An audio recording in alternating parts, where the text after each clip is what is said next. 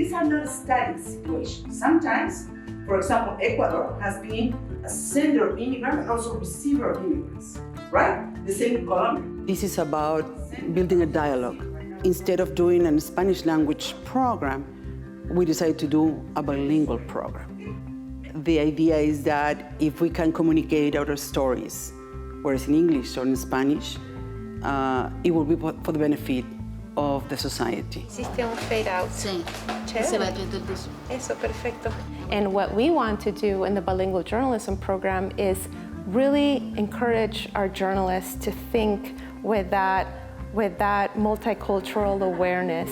I have been a journalism educator in Mexico, in Spain, and in the United States, in California, now in Arizona, but I have been a researcher as well. So I started my research on Latin American immigrants in Europe. Most of my research has been in New York, Los Angeles, and Miami, the three areas where we have the majority of Spanish language speakers. I'm a professor of practice. I'm someone who's doing journalism. Los Angeles is a mega city in a state of perpetual change. The first 10 years of my career, I worked in public radio. So I worked for Latino USA, an NPR radio program at the BBC, The World. And then I started freelancing. It's not just about an American market, it's about the world. Everyone in the world have a story.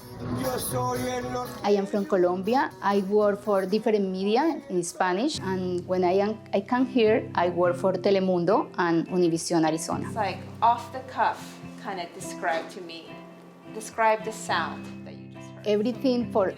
Everything for what I decide to study journalism is coming back. Can I say in Spanish too? Sure. Okay. Con este máster siento que podemos estar en contacto con la comunidad y hacer historias de una manera más profunda, porque con el mundo digital todo es muy rápido y ahorita con esto de regresar a clase tenemos la oportunidad de ir a las historias, contar historias de una manera más profunda y mucho más profesional. Visto, muy bien. Why is it to teach Spanish at the university? I started in the master's program in Latin American Studies, and then during the pandemic, I applied to the journalism school. So I consider myself to have an academic background, not necessarily a journalistic background. For me, everything is new, and I'm learning how to interview people journalistically, as well as record interviews, which I'm not necessarily used to doing. Listen to both things together. There's a big policy that's been going on for a long time now on the border called prevention through deterrence, which is sending lots of migrants into the desert, into dangerous terrain. And I recently went on a water dropping trip for one of my audio stories in my audio class where I helped them put water in the desert for migrants at common cross points. I just want to make society more aware of how the migrants are being treated and that they're people just like us and they should be treated as such. Recent reports have shown over and over the lack of coverage of Latinos in mainstream media, but when they do appear in news, they are mostly related to stereotypes or conflict issues. We live now in a post-digital era where geographical boundaries don't work anymore. Let's embrace this diversity and these post-digital spaces. My ethnic heritage is Ecuadorian. My parents immigrated from Ecuador. From the day I landed, Jessica has been there. We're already thinking about a summer abroad, which was very interesting because I do like traveling. I got to study abroad during my undergrad. I definitely look forward to working on a project and getting to know all the professionals out there and learning from them, even if it's like about audio, about print. I think overall, I find interest in all sorts of mediums. I don't want to set a trigger or something. I have a bachelor's degree in psychology. I love to talk about mental health. I work at Hope Bridge. It's a clinic for children who have autism. Sometimes working full-time and going to school full-time can be a lot. Yes, I would do what I call getting to know you. Dr. Retis and Rux are amazing.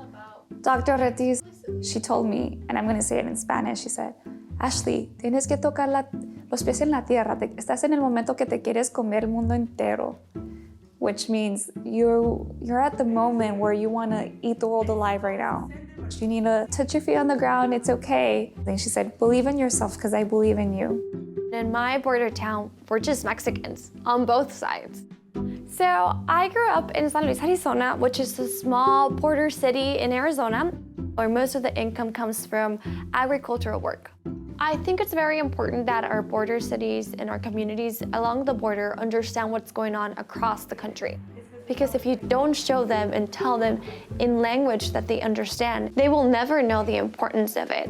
The impact that our neighboring cities have to the United States is very important, and it's something that should be covered. We really want to be a part of fostering and encouraging these journalists beyond the border and across cultures and languages to see how they can be a part of creating the media of the future. The main goal of journalism is looking for the truth. I think that we need to start in the classrooms so we can make an impact in the newsrooms.